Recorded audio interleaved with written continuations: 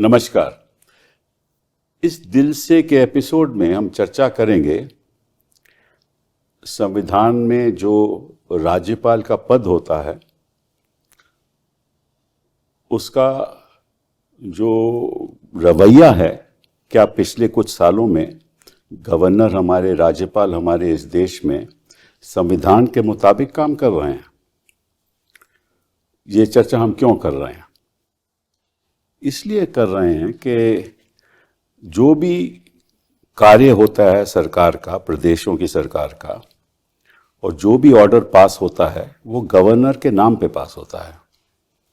मतलब कि कोई भी निर्णय अगर सरकार ले तो इसका नोटिफिकेशन होता है और गवर्नर के नाम पे होता है। क्यों नाम पे होता है?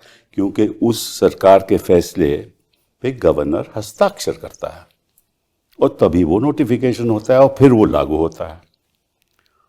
अब हम देख रहे हैं पिछले कई सालों से कि हमारे जो राज्यपाल हैं प्रदेशों में, जब लेजिस्लेचर, असेंबली, प्रदेश की असेंबली कोई बिल पारित करती है, कानून बनाती है, तो वो कानून, वो बिल जो है वो राज्यपाल के पास जाता है और फिर राज्यपाल उस पर हस्ताक्षर करता है।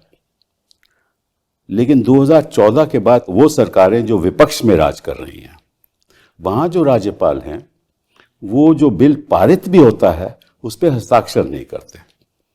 2, 3, 4, 5 साल भी बीत जाते हैं तो जो कार्य है असेंबली का, जो कानून बनाया गया है, वो लागू नहीं हो सकता। तो एक संवैधानिक मुद्दा खड़ा हो गया और एक केस तमिलनाडु का, जहाँ के राज्यपाल तमिलनाडु में उन्होंने 3, 4, 5 साल हस्ताक्षर नहीं किए, वो मुद्दा पहले हाई कोर्ट में गया, फिर सुप्रीम कोर्ट में आ गया। और फिर सुप्रीम कोर्ट में 2 जजों की बैठक में, जस्टिस पारदीवाला वहाँ प्रिजाइड कर रहे थे, उन्होंने फैसला किया तो ये जो राज्यपाल है, इनके निर्णय बिल्कुल असंवैधानिक है। कोई राज्यपाल 2, 3, 4, 5 साल किसी के बिल पे हस्ताक्षर न करे तो ये तो बिल्कुल असंवैधानिक है। तो उन्होंने कहा अगर ऐसा होता रहेगा तो जो निर्णय असेंबलीज लेती हैं जनता के लिए, चाहे वो किसी शिक्षा के संबंध में हो, चाहे किसी और विषय के संबंध में हो, तो वो तो कभी पारित होगा ही नहीं अगर राज्यपाल बिल पे बैठे रहेंगे। तो सुप्रीम कोर्ट ने कहा कि ये गलत है, असंवैधानिक है, और हम मानते हैं कि जो भी ऐसा बिल राज्यपाल के पास आने वाले दिनों में, उसको 3 महीनों में पारित होना चाहिए। और अगर सरकार के और भी कुछ ऑब्जेक्शंस हैं तो सरकार बोल सकती है। राज्यपाल के ऑब्जेक्शंस हैं तो राज्यपाल बोल सकता है सरकार को, भैया हमें थोड़ा और टाइम चाहिए। लेकिन ये फैसला बड़ा एक अहम फैसला था। लेकिन हुआ क्या कि सरकार इससे खुश नहीं थी, केंद्र सरकार। तो उन्होंने राष्ट्रपति के द्वारा सुप्रीम कोर्ट में अंडर आर्टिकल 143, 143 संविधान का एक आर्टिकल है, उसके अंतर्गत उन्होंने सुप्रीम कोर्ट ऑफ इंडिया से एडवाइस मांगी। सुप्रीम कोर्ट ने 5 जजों का फैसला आया और जो पारदीवाला साहब ने कहा था उससे वो अलग फैसला था। उन्होंने कहा कि नहीं, कोई ऐसी पाबंदी नहीं लगाई जा सकती 3 महीने की, और अपने जो राज्यपाल हैं वो अपने फैसला लेंगे और उनको कोई ऐसी पाबंदी नहीं है। साथ साथ में उन्होंने कई और चीज़ें भी कही, उसके बारे में हम चर्चा करेंगे। तो हमारे साथ 3 खास लोग हैं जो इस चर्चा में शामिल होंगे। सबसे पहले मदन लोकुर साहब, थैंक यू वेरी मच, आप आए हमारे यहाँ।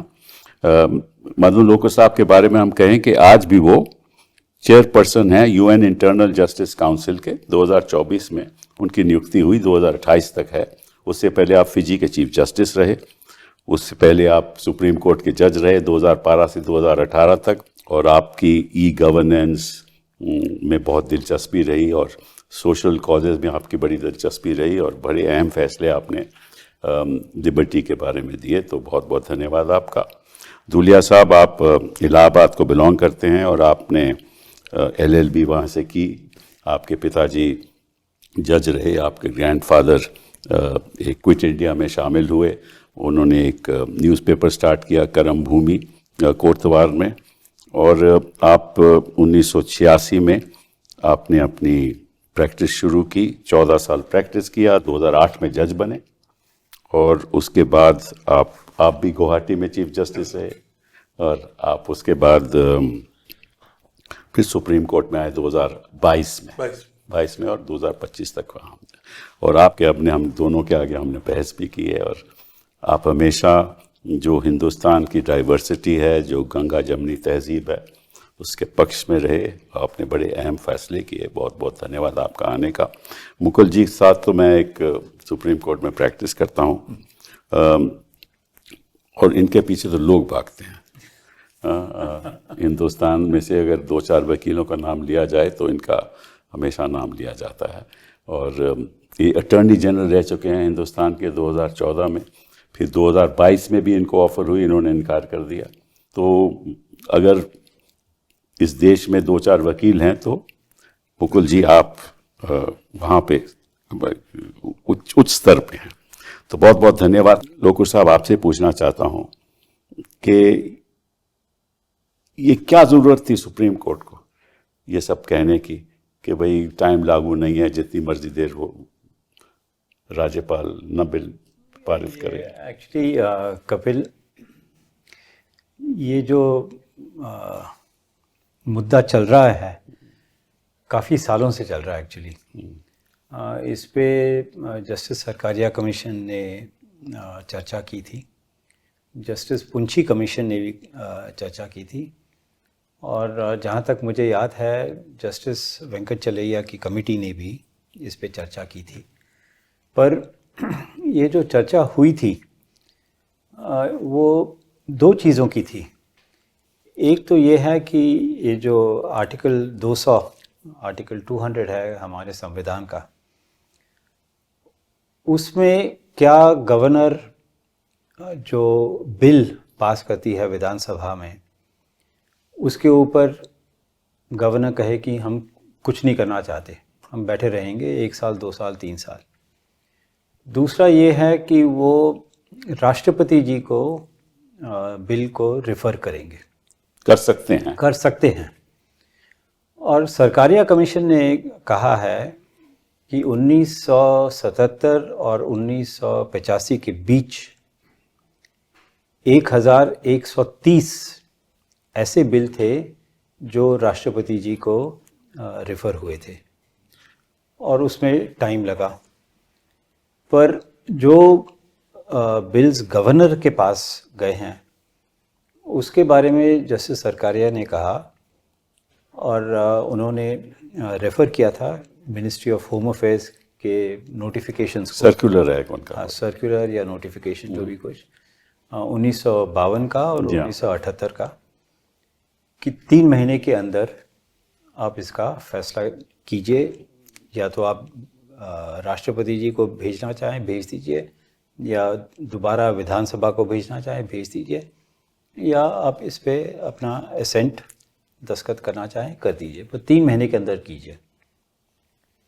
जहाँ तक मुझे याद है ये जो जस्टिस पर्दीवाला की जजमेंट जो है उसमें 2016 का जो नोटिफिकेशन या सर्कुलर है मिनिस्ट्री ऑफ होम अफेयर्स का, उसका भी जिक्र हुआ है। जी हाँ, हुआ है। उसमें भी कहा है कि 3 महीने। करेक्ट।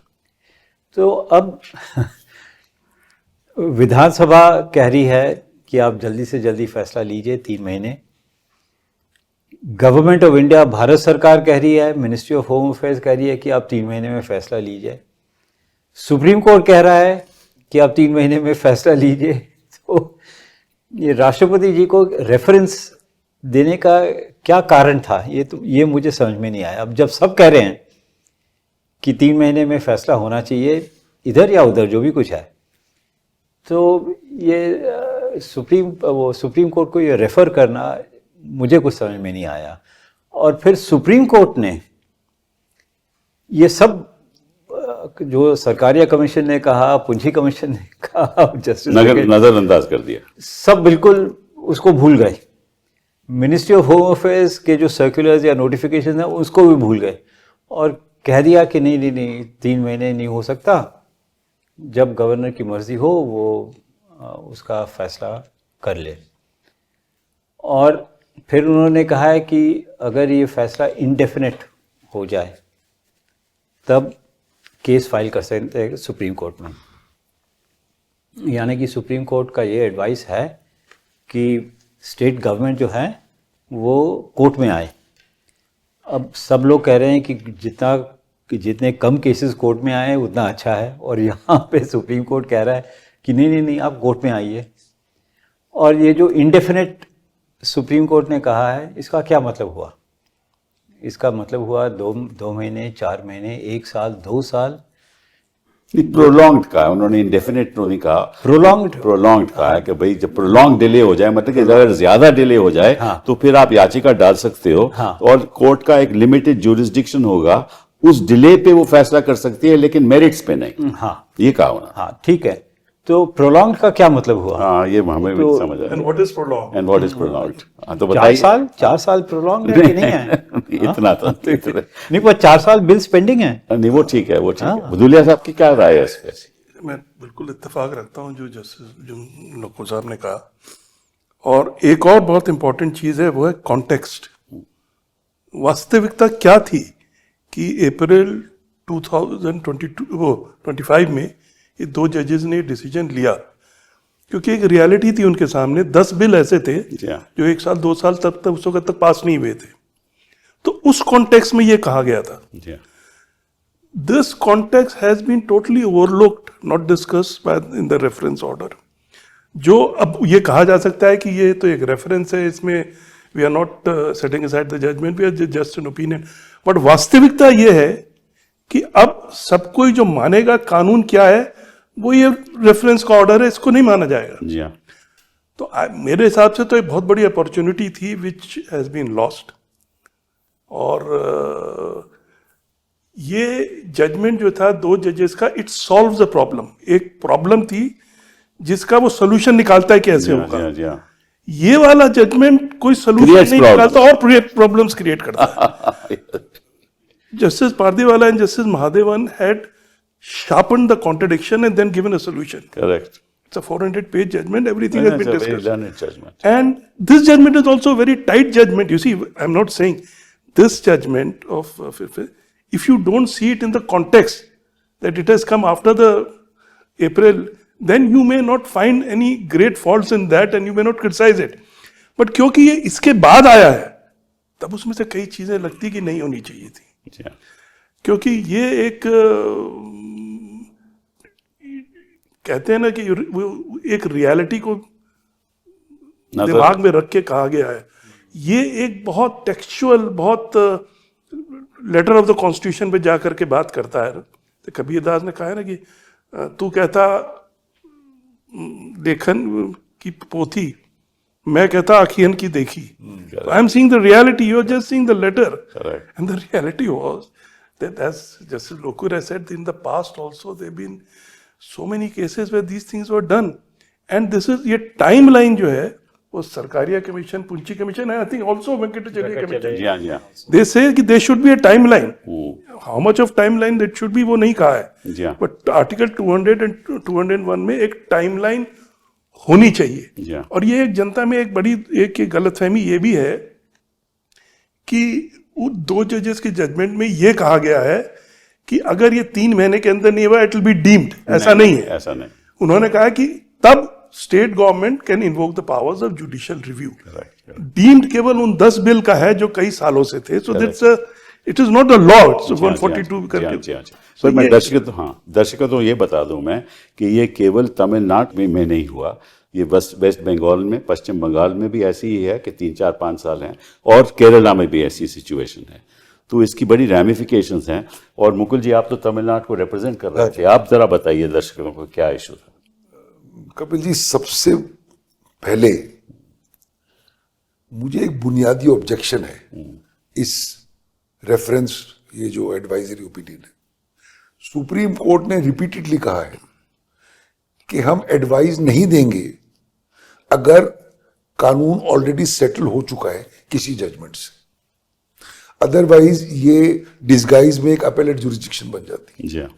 एक जजमेंट आ चुकी है 2 जजों की, जैसे धुलिया साहब ने कहा अप्रैल में। वो जजमेंट सिर्फ रिव्यू या क्यूरेटिव से सेटिसाइड हो सकती है या कॉन्स्टिट्यूशनल या किसी कानून से हटाई जा सकती है। जजमेंट पे स्याही सूखी भी नहीं थी और आपने रेफरेंस किया। रेफरेंस मेंटेनेबल नहीं है if the law is already settled. Correct. ये पुरानी 50 साल से ये जजमेंट्स है, आपने उसको नजरअंदाज किया। उसके बाद आपने कोर्ट में, जब एक रेफरेंस में भी मैं था, कोर्ट ने कहा कि हम उस जजमेंट को नहीं छू सकते बिकॉज ये उसकी अपील नहीं है। या फाइन। अब जो रेफरेंस की जजमेंट आई है वो 2 जजों की जजमेंट से खिलाफ है। बिल्कुल। एडवाइजरी जुरिस्डिक्शन बाइंडिंग नहीं है जी। सुप्रीम कोर्ट पे, या इट इज एंटाइटल्ड खुद कहते हैं। Too great weight. हाँ।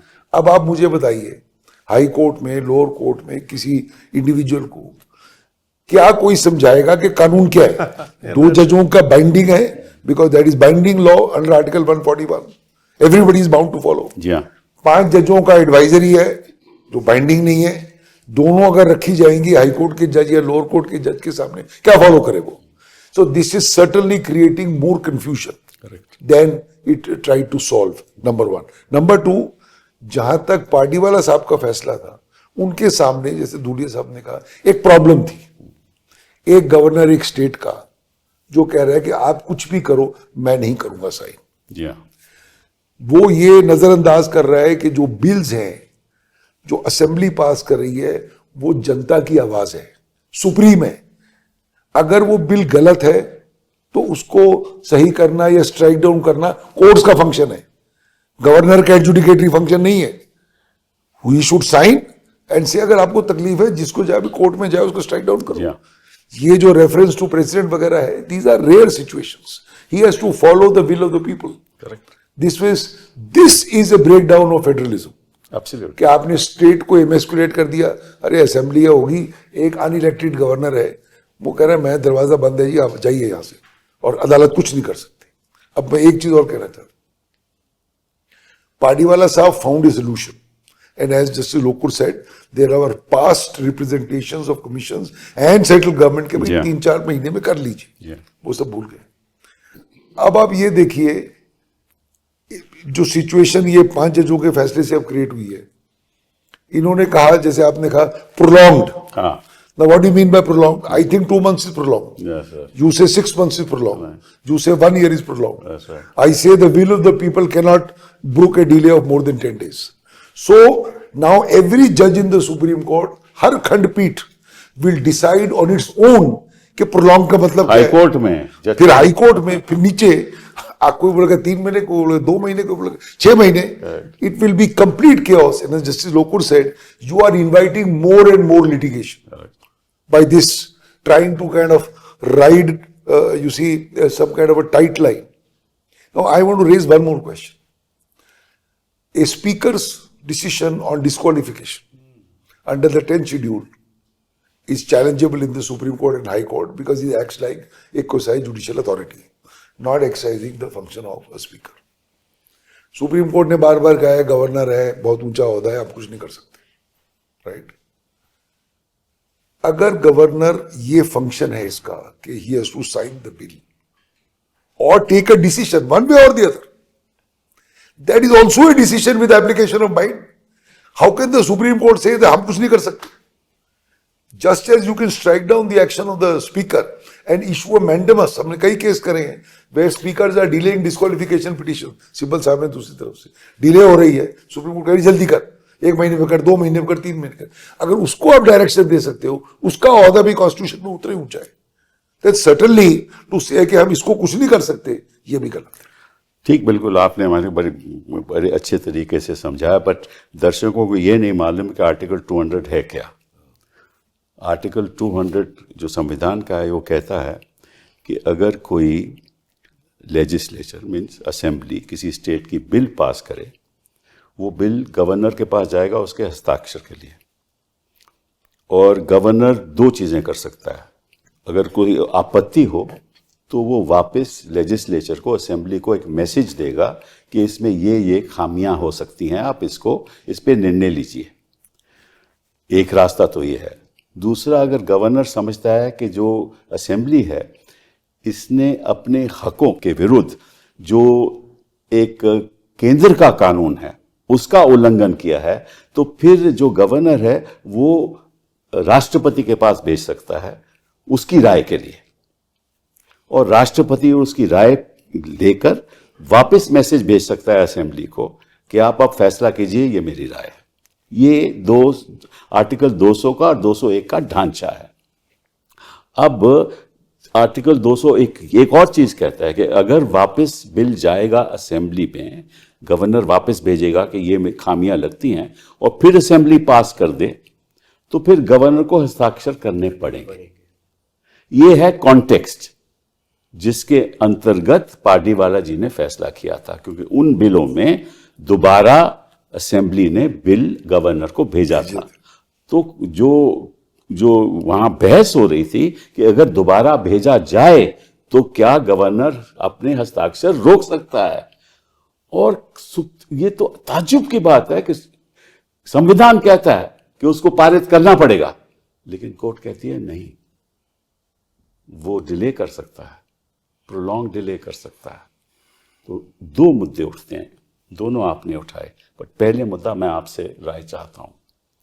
ये एक विधायिका की विल है, उसका फैसला है, एक लेजिस्लेशन जनता के हित में होता है, और जो गवर्नर है वो तो एक एग्जीक्यूटिव अथॉरिटी है, उसी को तो लेजिस्लेटिव पावर है नहीं। तो अगर जनता की विल को रोका जाए, क्या वो संवैधानिक है? कभी हो सकती है? और कैसे सुप्रीम कोर्ट ने कह दिया कि इसको रोक सकते हो? साथ दूसरी बात और कही सुप्रीम कोर्ट में, जिसमें मैं आपसे राय लेना चाहता हूं। उन्होंने कहा कि अगर गवर्नर असेंबली को यह नहीं बताएगा कि क्यों मैंने रोका, उस बात पे जुडिशियल रिव्यू हो ही नहीं सकता, उस पर चर्चा कोर्ट में हो ही नहीं सकती। तो गवर्नर के रीजंस जो हैं जिसके अंतर्गत उन्हें वापस बिल भेजना था, नहीं भेजा, वो रीजन नहीं बताएगा। और जो कोर्ट केवल इतना ही कर सकती है, लिमिटेड जुडिशियल रिव्यू के आपने देरी क्यों की। अब मुझे तो समझ नहीं आया ये फैसला क्या है, आप बताइए। अब ये एक्चुअली आर्टिकल 200 में गवर्नर को डिक्लेयर करना है, ठीक है, उसमें declare the word declare is used. तो वो डिक्लेयर करे, गवर्नर डिक्लेयर करे कि मैं इस पे दस्तखत करता हूँ, और अगर मैं इस पे दस्तखत नहीं करूँगा और मैं दोबारा विधानसभा को ये बिल वापस दूंगा, तो उसको बताना पड़ेगा कि क्यों भेज रहे हैं। ये नहीं कि मेरी मर्जी है तो इसलिए मैं भेज रहा हूँ। तो फिर विधानसभा उसके बारे में क्या करेंगे? तो सुप्रीम कोर्ट कहती है कोई जरूरत नहीं कहने की। अब ये तो फिर मतलब डिक्लेयर, तो मैंने आपसे इससे बारे में पूछा, तो इसलिए वो वर्ड डिक्लेयर भी सुप्रीम कोर्ट भूल गई है। नहीं, उन्होंने कहा डिक्लेयर का मतलब केवल दस्तखत करना, और नहीं, और कुछ नहीं। ऐसे कैसे हो सकता है? उन्होंने मतलब ऐसे कैसे हो सकता है कि लेकिन मतलब कि जो मतलब कि जनता की जो आवाज है, हाँ, उसको एग्जीक्यूटिव नहीं सुनेगा, राज्यपाल नहीं सुनेगा उस आवाज को, उस पर रोक लगा देगा। धूलिया साहब, व्हाट डू यू से? नहीं, एक तो चीज यू राइट, आपने कहा ना गवर्नर के पास 2 ऑप्शन है। गवर्नर के पास एक्चुअली 3 ऑप्शन है। अच्छा, तीसरा है कि एसेंट दे दे तो फिर तो मुद्दा ही नहीं उठेगा अगर दे दे। नहीं, गवर्नर की तरफ से ये भी आया था कि एक्चुअली 4 ऑप्शन है। वो उन्होंने सुप्रीम कोर्ट ने कहा कि 3 ही ऑप्शन है। बट इसमें एक और चीज है, 3 ऑप्शन में से अगर ये ऑप्शन एक्सरसाइज करता है गवर्नर की कुछ कमेंट के साथ या अमेंडमेंट के साथ, लेजिस्लेटिव वापस भेजते हैं और वो वापस आ जाते हैं इलेक्शन के बाद, तो कॉन्स्टिट्यूशन ये कहता है कि करना ही करना है। बट इस रेफरेंस में ये है कि then he can exercise option either to give assent और send it to the president. Correct. ये बड़ा अटपटा ये भी अटपटा है, ये तो है ही नहीं उसमें बिल्कुल नहीं है। तो कई जगह where the silences are not there, you are giving a voice to them. Correct. And when the 2 judge gives voice to those silences about deem. Correct. ये तो कोर्ट का एक रोड ब्लॉक है, हाँ, कि जनता की विल को हम आगे नहीं बढ़ने देंगे, क्योंकि गवर्नर को ऑप्शन है कि दोबारा भी अगर आए तो उसको ऑप्शन कंसेंट की नहीं है। व्हाट डू यू से मुकुल? जो दूल्हे साहब कह रहे हैं, एक बार अगर बिल वापस भेजा, जी हाँ, और असेंबली ने उसको वापस भेजा, वो कहानी खत्म है, उसको दस्तखत करना है। उसके बाद उसको अख्तियार नहीं है राष्ट्रपति में भेजने का, बिल्कुल अख्तियार है पहले भेजने का। हाँ। तो मैं एक और बुनियादी सवाल रेज करना चाहता हूं। Normally governor is bound by the aid and advice of the cabinet. Correct correct In exceptional cases where he has to give sanction, let's say for prosecution of the chief minister, he will take his own call. Correct. वो छोड़िए. Now पूरी cabinet ने, पूरी assembly ने, पूरी जनता ने एक bill भेजा एक आदमी को जो कानून जाने शायद ना भी जाने. किस बेसिस पे, कौन सी सलाह लेके एक आदमी डिसाइड कर रहा है कि ये बिल संवैधानिक है या संविधान के? वो आपके पास आ जाएगा. नहीं, आप सुनिए, मैं ये कह रहा हूं ये कौन सा ऐसा फंक्शन है, उसका कौन सा इंफ्रास्ट्रक्चर है कि ये पावर उसको 200 में दी जा रही है? मैं ये क्वेश्चन रेज कर रहा हूं. बिल्कुल सही. वो कैसे ये फैसला करेगा? Examination of A bill is a serious issue. Yes, yes. How will he decide it's right or wrong? Therefore, according to me, this position should be abolished. 200 should be abolished. When the legislature passes a law, it should become a law. If it is wrong, parties will go to a court. Because the same problem will arise if it goes to the president. Now there, if it goes to the president, president is bound by the aid and advice of the cabinet, of the center. State bill भेज रही है. Under list 2 जो संविधान में लिस्टें हैं, वो list में centre की पावर और स्टेट की पावर एक्सक्लूसिव है, अलग अलग है. उस पावर में आप 2 से उसको 1 में भेज रहे हैं जो सेंटर की पावर है, और किसी और तरीके से उस पर व्यू ली जा रही है. और हो सकता है जैसे आपने कहा दोनों सरकारें अलग अलग है, तो you are mixing, you are breaking federalism by reducing, by breaking this exclusive lists. So there are many problems. Damaging the federal बहुत system. बिल्कुल बिल्कुल. तो best is to abolish it and leave it to the wisdom of the assembly. Right or wrong, courts are available. नहीं, but इसमें दिक्कत क्या थी? Supreme court could have said he must assent to the bill. You don't need a abolition. क्या problem क्या You are right, but I was saying, what is the need? correct. Yeah, but, Why are we going into all this? let me also 50 say- साल हो गए इस बात को, 70 साल हो गए. बिल्कुल बिल्कुल. You have to change with the times. I agree. Governors are not required. Do away with it. नहीं, वो तो मैंने Yes, you see, I just want to Yes. say one thing कि ये सरकारिया कमीशन ने 15 एग्जाम्पल्स दिए हैं. जो आप कह रहे थे ना कि राष्ट्रपति के पास बिल चले जाएंगे, और राष्ट्रपति ने कहा है कि मैं असेंट नहीं दे रहा. ठीक है, that is the end of the bill. Right. So there is a very serious issue of of course. very serious issue of federalism.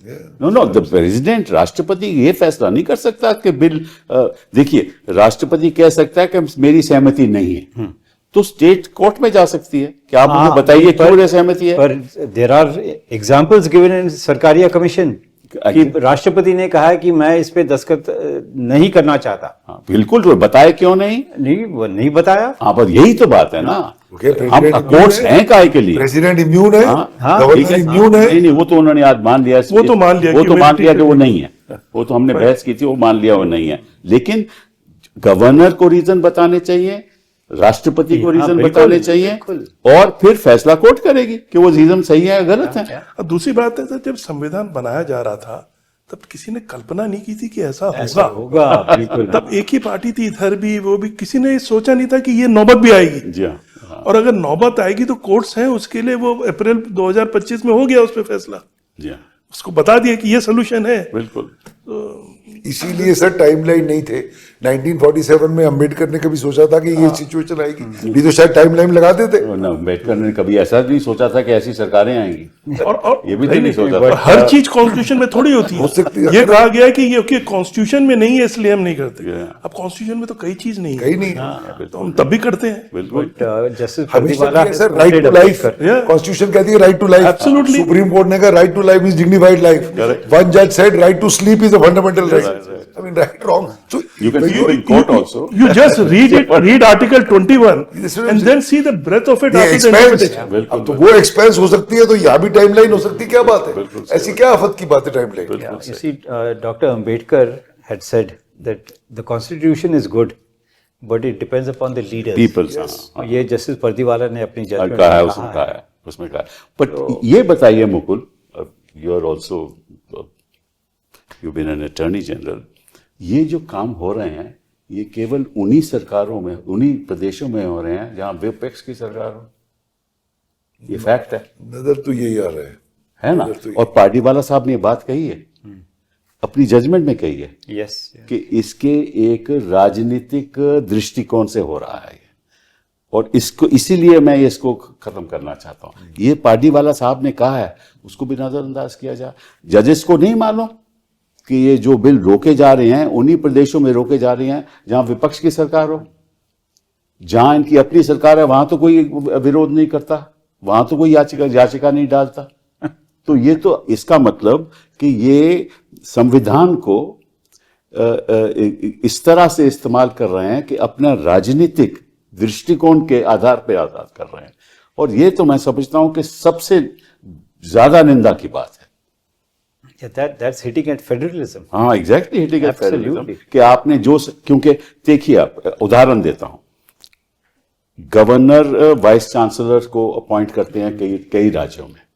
Bill आए कि भाई ये जो नियुक्ति होनी चाहिए ये राज्य सरकार को करनी, प्रदेश की सरकार को करना चाहिए, गवर्नर को नहीं। हम एक बिल लाते हैं कि ये पावर जो है गवर्नर से ली जाए और हमारी सरकार ने उस पर रोक लगा दी। यही बिल थे, यही मैं बता तो रहा हूं। यही बिल थे तमिलनाडु के।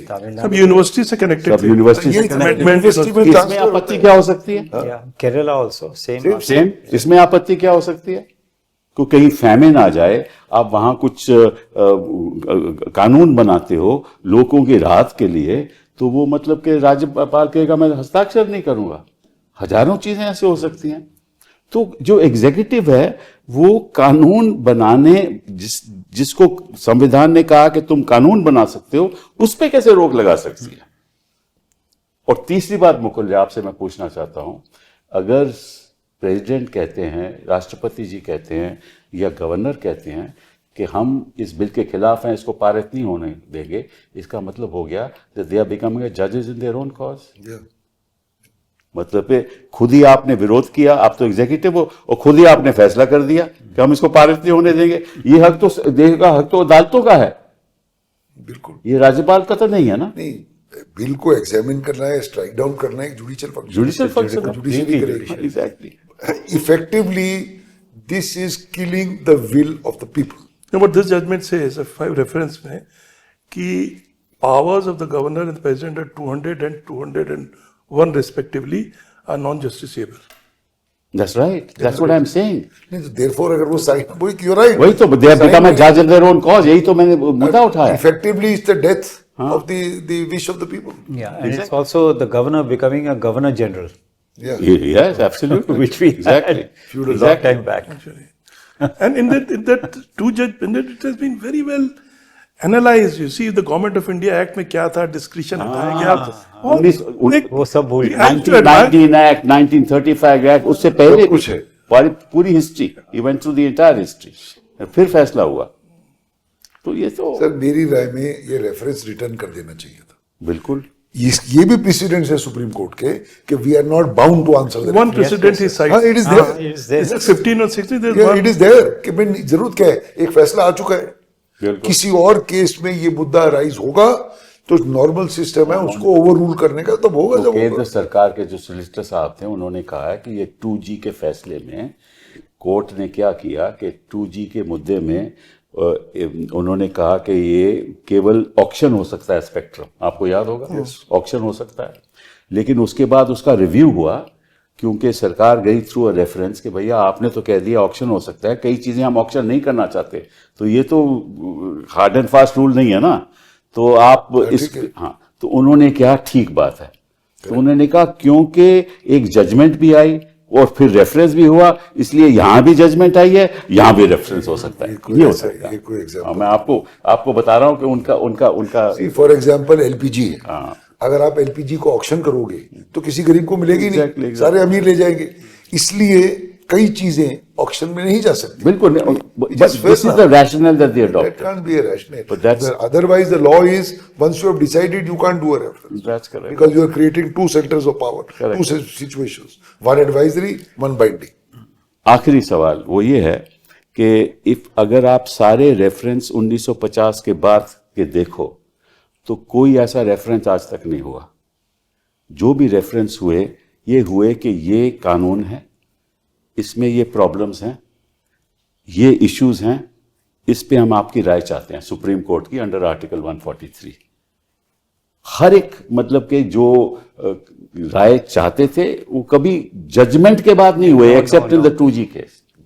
तो ये उदाहरण हमने कोर्ट में दिए कि कभी ऐसा हुआ ही नहीं, तो आपको जरूरत क्या है? एक बार जजमेंट आ गई, उसका रिव्यू कर लीजिए। जैसे आपने कहा कि किसी और तरीके से उसको बोलिए कि गलत जजमेंट है, क्यूरेटिव डाल दीजिए। बट ये क्या हुआ कि आप एक जजमेंट आ गई, उसको इन अ वे, जैसे आपने कहा अपील पे आप आ गए, अपील को रद्द कर रहे हैं। In another way, the reference is without context of concrete facts. Correct. There are no facts in the reference. Facts तो हो चुके हैं पार्टी वाला साहब की जजमेंट के बाद, उसके बाद तो कोई फैक्ट ही नहीं है। और जब हम फैक्ट कोई में जाना fact चाहते है, कोई थे, झगड़ा है, मुकुल, जब हम फैक्ट में जाना चाहते थे तो उन्होंने कहा हम नहीं जाएंगे, हम जाएंगे। नहीं जाएंगे। ये भी एक मुद्दा ये रेज भी एक बंद मुद्दा हुआ। ये हुआ ड्यूरिंग द कोर्स ऑफ हाँ, Yes, yes, of course. हमने बताया कि हम ये फैक्ट्स हैं। So they said we won't want fact. So in essence, it is an advisory jurisdiction, Without- which is the review jurisdiction of party wala's judgment. Exactly. In effect, it Yes, is. yes, yes. No Call doubt it what about you like. Which is wrong, which is not. Effectively तो यही होता है। it. हाँ, और पहले साहब आप अपने एक्शन को किसी भी तरह की मजबूत फिलॉसफी से ढक लें, हाँ। रियलिटी तो यही है ये कि तो यही आप कहते रहे कि we have और not सर कोर्ट में set aside- बोला, जब हम लोगों ने शुरू में कहा कि भाई we have an objection to the reference because of this that and the other, this what you are wanting to do against the two जज बेंच। उसका नहीं, we are not touching the two जज bench, we can't look at the two जज but they did. But they did. Right. And इसका मतलब क्या? वो वाला जजमेंट टू जज का कह रहा है ये रोड है, ऐसे सीधी जाके राइट टर्न होती है। अब ये कहता है वो सीधे जाके लेफ्ट टर्न। बिल्कुल। तो अब वो कह रहे हैं कि हमने तो हमारी ओपिनियन है ये, हाँ, करेक्ट। बट अब सब तो ओपिनियन ही मानेंगे ना, कोई तो मानेगा। सही बात है, सही तो नेट रिजल्ट तो यही हुआ कि वो खत्म हो गया। सर आप बोले ओपिनियन है, विच हाई कोर्ट जज will say that the opinion of 5 जजेस nobody will say. कौन बोलेगा? सवाल ही नहीं उठता। वो बोलेगा ये 2 जज है, ये 5 है, वहां ये कहानी चलेगी। Technically philosophically it's very well to say कि you know it's a Right. Opinion and all, but effect तो इफेक्ट तो है सर। अब ये देखिए, अब प्रोलॉन्ग डिले की बात पे आते हैं। आपने कहा 2 महीने, 3 महीने, 4 महीने, चलिए मान लीजिए 2 महीने के बाद सरकार चली जाए कि साहब 2 महीने हो गए, बिल बड़ा जरूरी है, इसको पारित होना चाहिए। फिर क्या होगा? याचिका डाली जाएगी, सरकार आके कहेगी हमें 4 हफ्ते का टाइम दीजिए। होगा ना ये? हम 4 हफ्ते का टाइम दीजिए, फिर रिजॉइंडर होगा, फिर 2 महीने और निकल जाएंगे, फिर कोर्ट कहेगी कि ठीक है अभी हम इसको फिक्स करते हैं, अभी छुट्टियां आ रही हैं, इसको 2 महीने के बाद फिक्स करेंगे। तो ऐसे तो सालों साल निकल जाएंगे। उसके बाद सुप्रीम कोर्ट, उसके ये तो बाद हाई कोर्ट में सुप्रीम कोर्ट आ गया, हाई कोर्ट, फिर सुप्रीम कोर्ट आ गया। तो prolong means actually death of the bill. ये रियलिटी है। Yeah, और ये yeah, कोर्ट को मालूम है, ये कोर्ट को मालूम है, इसलिए कि कोर्ट को नहीं मालूम होते हुए उन्होंने ये हक सरकार को दे दिया। इसका मतलब क्या होगा कि कहां गई वो कोर्ट की बातें जो हम देखते आ रहे हैं पिछले 30-4 सालों में? कहां गई वो बातें? ऐसे मुद्दे उठने नहीं चाहिए और ऐसी बहस होनी नहीं चाहिए, ऐसी बहस भी नहीं होनी चाहिए, और ऐसे रेफरेंस भी नहीं ऐसे रेफरेंस भी नहीं Yeah, होने चाहिए। there I entirely agree with Mukul कि Supreme Court should have returned the reference. Of course it should have. Simpler It was argued. It was argued. मैं इसमें क्यों घुस रहे हो आप? हाँ, was argued. अब judgment I gave है, examples तो कि अगर ये judgment पिछले गलत हुआ। है, file a review। Yes yes. कोई जरूरत ही नहीं थी। File a review, curative, or हाँ, जो भी third, कुछ करना bring up चाहिए। another case and have a larger bench which could look at the correctness. That's the way we have to that's the always do way. it. पर दुख की बात यह है कि कोर्ट के रवैये और फैसलों के ऊपर रोज के रोज कोई ना कोई सवाल उठ रहा है, और ये भी एक दुख की बात है, क्योंकि लोगों को पूरी तरह से विश्वास होना चाहिए सुप्रीम कोर्ट पे, और जो विश्वास बढ़ता रहेगा वो लोकतंत्र के लिए अच्छा है। कमती होगा तो लोकतंत्र के वो लिए सर्टेनिटी होनी चाहिए। uncertainty होगी। Certainty, yes. तो इसलिए तो पारदीवाला का judgment brought about some element of ये एक तरह से आप ये अलग तरह का क्रिएशन है कि 2 जजेस के ऊपर एक तरह की अपीलेट अथॉरिटी Equal authority बन गई। I mean it is I don't want to say further नहीं, अदरवाइज ठीक है, you don't have to say, it's not necessary to say, but thank you very much for Thank you, being sir. with me today. So, Yeah, thank Thank you you. so much. Thank you. Thank you.